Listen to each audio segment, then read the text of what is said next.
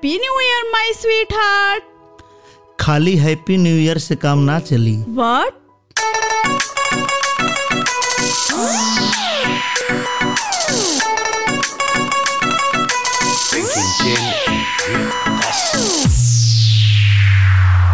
सोलह में शुरू भइल प्यार के कहानी, 17 में कहल उमर बनदानी।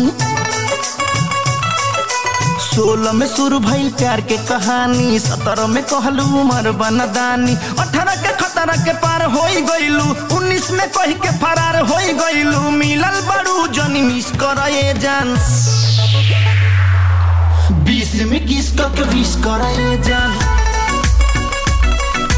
20 में किस के विश करे जान।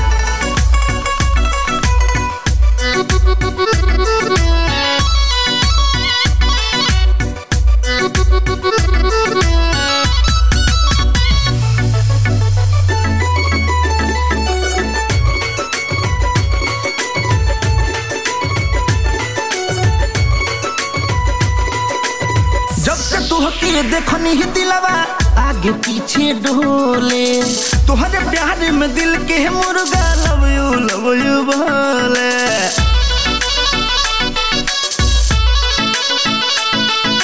फेसबुक पर भेजनी तो है फ्रेंड रिक्वेस्ट, बाजल दिल की घंटी जब कइलू एक्सेप्ट। रोजे रोजे चेक करी नोटिफिकेशन, गूगल पे सर्च करी लव के रिलेशन। कि प्यार कैसे कोई जाला तो जवाब का आइल, Your result not found.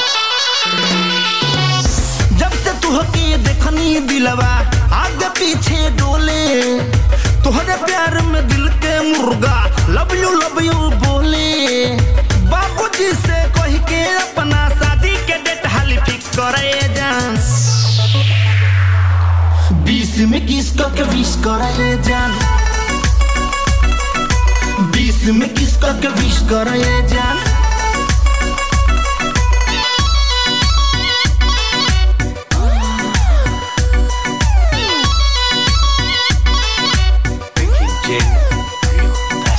India gate या ताजमहल के सैर तुहके कराई, बर्गर पिज्जा डोमिनोज में चल के तुहके खियाए।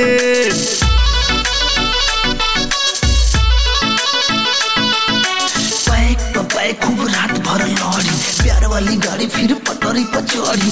यो से कैले बानी होटल हम बुक, अब से दिलवा में उठत हूँ। तब बोला का विचार बा, चलल जाना। इंडिया गेट या ताजमहल के सैर तुहके कराई, बर्गर पिज्जा डोमिनोज में चल के तुहके खियाई। न्यू ईयर के सगर प्लानिंग अब जन टाई फिश करे जान, 20 में किस के विश करे जान, 20 में किस के विश करे जान।